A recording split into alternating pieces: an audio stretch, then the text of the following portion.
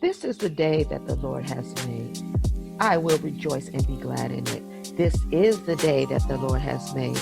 I will rejoice and be glad in it. Welcome to a morning inspiration with Tracy Palmer.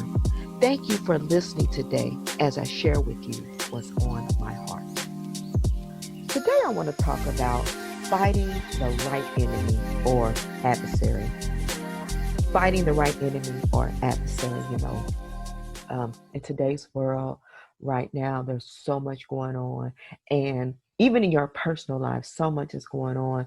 And it's easy that while things are going on, that we can tend to target or focus our attentions on either the wrong person, people, the wrong situations, scenarios.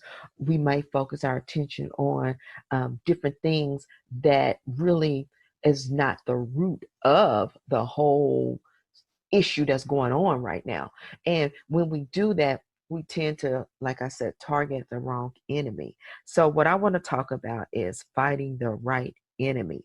And how do we fight the right enemy or adversary? Let me say this statement. Satan is the puppeteer and we have become the puppets. Ooh-wee, my goodness. Satan is the puppeteer and we have become the puppets. Listen, a puppeteer, that's one who actually manipulates the puppets during a show. So, Tracy, what you talking about right here? So, the show that I'm talking about, that I'm referring to, is a show called Life or the events of life. See, Satan, what he's doing in this time, if we would open our spiritual eyes, we will see that he is handling us in a skillful manner by controlling or influencing people and situations cleverly, unfairly, or in a way that shows no moral principles. Listen, very clever, doing things that are just very, just shows no moral principles. And if we read First Peter 5:8-9, it tells us that we, especially we as believers, are to always be what? Well balanced or vigilant, temperate, sober of mind, be vigilant and cautious at all times. Why? For that enemy or adversary of yours, the devil, listen to his purpose. He roams around like a lion, roaring, seeking someone to seize upon and devour. But we as believers, we are to resist, withstand him, and be firm in faith. Please, ma'am, please, sir, don't lose your faith during this time, during what the world is going through during these crises, during your own personal crisis. Don't lose faith. Stand firm in the faith and recognize that the enemy is going to use whatever he can use. The adversary is going to use whatever he can use to get you off track. But let me pause here and say, nobody's saying that, oh, the devil made me do it. The devil's making people do different things, or the devil's making things happen. No, it's not about the devil making something happen, but you have to understand and recognize that the devil has influential power. That's one of his, I would say, key ingredients, or his little specialties, is that he specializes in influencing and suggesting and creating situations for us to fall for, traps or things like that. He strategizes. That's one of his things he likes to do, is strategize. And so what I want to also point out is that the purpose of an adversary is to to fight you continuously and relentlessly. Man, you understand what that means? That the adversary, that his whole purpose is to come for you and comfort you with a vengeance, to comfort you and to use whatever it takes to comfort you. If it has to be religion, if it has to be government, if it has to be your family, if it has to be entertainment, media, disease, the enemy, the adversary, his whole job is to comfort you continuously and relentlessly. Doesn't that make sense? Doesn't that make sense when you look at the world today, and then when you look at your own personal situation, that when it just seems like things just keep happening and things just keep evolving, the enemy's behind it, y'all.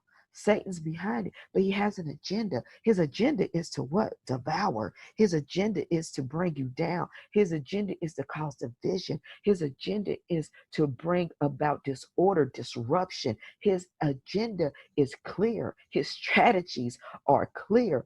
He is trying to make sure he gets us to a place where we are not focused, that we are divided. So he's doing what he's supposed to do. And he's doing it continuously and relentlessly. So I, again, just want to encourage the believer to not allow yourself to be distracted by what you see and what you hear. Because guess what, y'all? This fight is bigger than what we see on the surface. And unless we identify or recognize the root cause of what we see on this, or what we see on the surface will never change. What we see on the surface will never change unless we identify the root cause, okay? And history will continue to repeat itself. In your lives, in the world today, it won't change. So let me go to Ephesians 6:10-12. I'm coming from the NLT translation.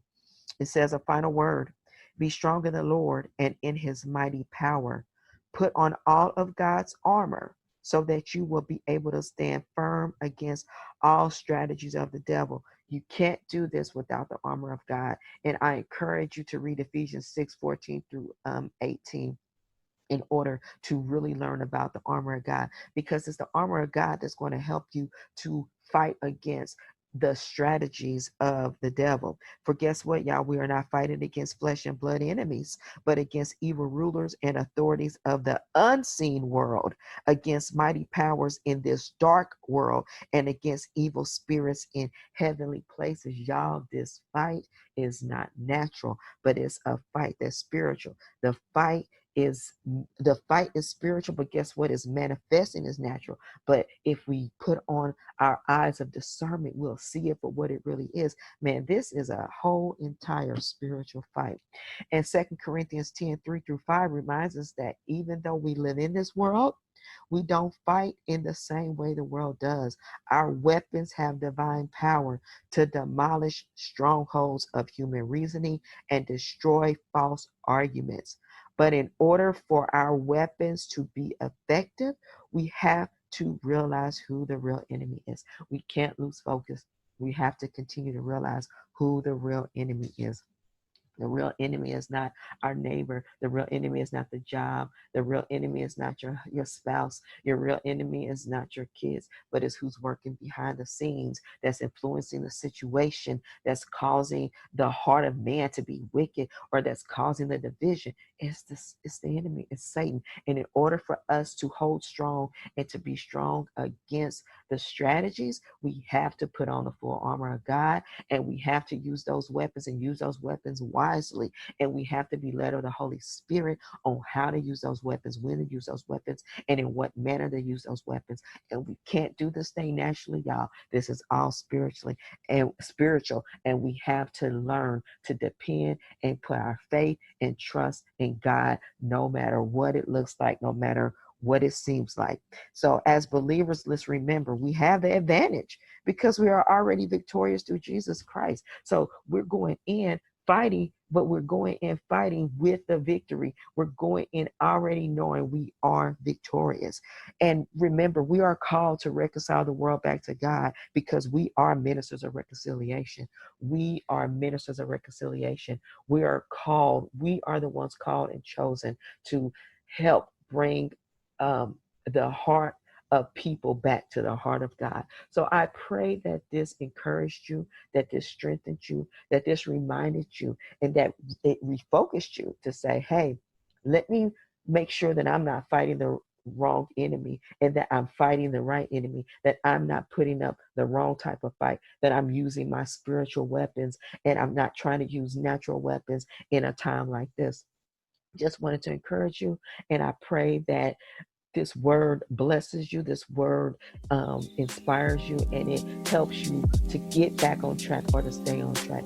And until next time, I pray that you have a blessed week, and I pray that you continue to stay safe and just continue to love one another and hold on to one another and pray seek God's face, and continue to just allow yourself to be rooted and grounded in Him, because in Him all things are possible.